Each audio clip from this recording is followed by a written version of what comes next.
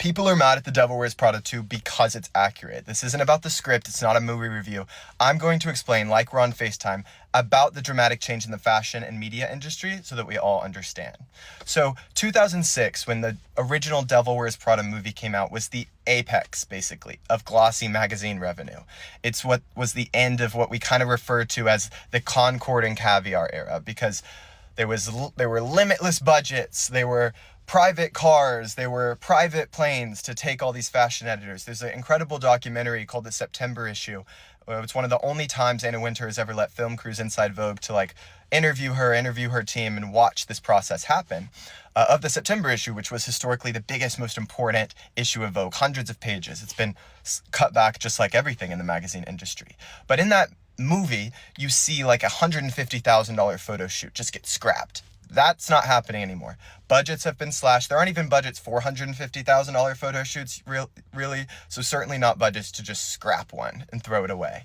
The entire industry has been cut down because revenues have fallen by more than 50%, and there's been mass consolidation in the media industry. I mean, Condé Nast, the parent company of Vogue, used to have dozens of publications, and now they've shuttered almost all of them.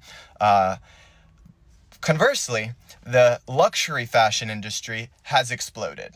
There are hundreds of billions of dollars in the luxury fashion industry. Not the same is true for these print publications. I mean, the CEO of Condé Nast even famously said a year or two ago that they're not a magazine company anymore. They're a digital media company.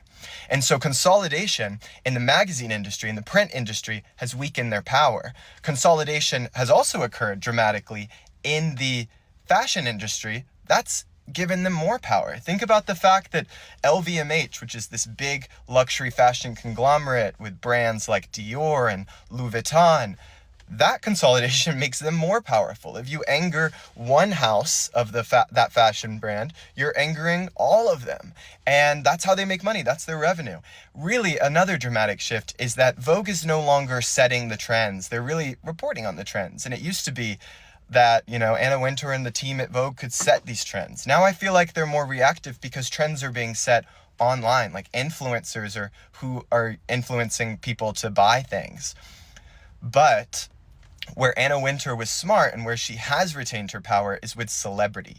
It's as though they're not the tastemaker anymore, but they can decide who the elite tastemakers are. I mean, Anna Wintour is the one who pioneered the concept of a celebrity cover, which was very controversial at the time and really pushed back from some other editors. But that has proven to be a wise strategy to make it this flashpoint for pop culture instead of this elite fashion institution, even though I still think it has influence there.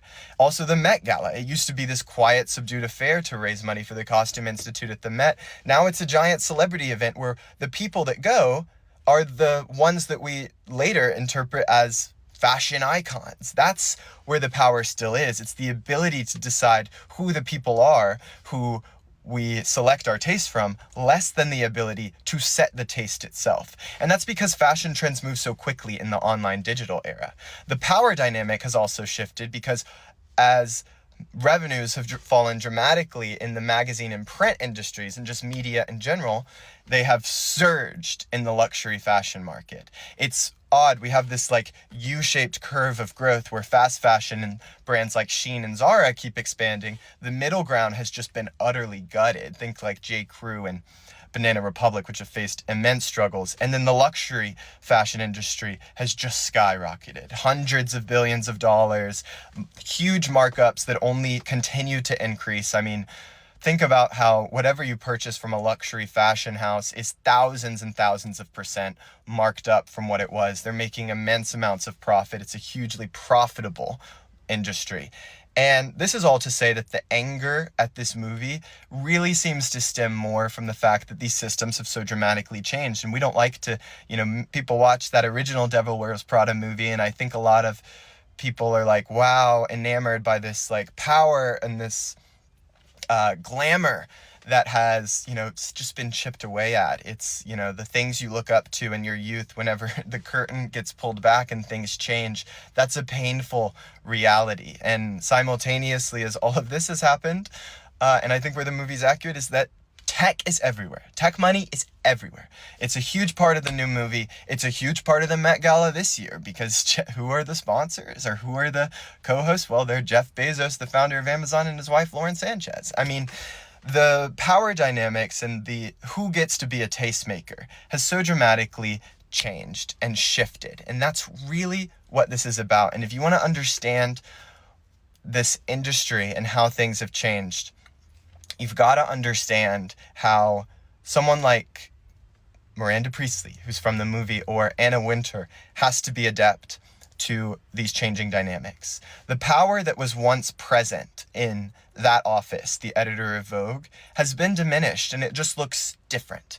It's in a different avenue than it once was. And the entire fashion industry is now reactive to what's being set online, much less than it is proactive in setting these trends. Gone are the days where people rushed to a magazine stand to buy the new magazine to see what the trends were. That also has impacted celebrity. The democratization of celebrity, which is a kind of like this downstream effect of the original celebrity cover, has made it all less powerful.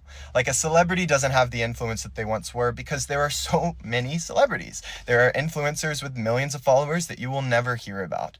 And gone are the days where we all run to that magazine stand to see what a celebrity is doing. And so celebrities have lost power, magazines have lost power, and they've shifted that power into trying to shape the tastemaker rather than the taste itself. Conversely, the fashion houses have never been more lucrative, more powerful, and more consolidated. And it's also an interesting thing. Consolidation in one industry, bad for the industry like magazines. Consolidation in another, well, you're the king of fashion.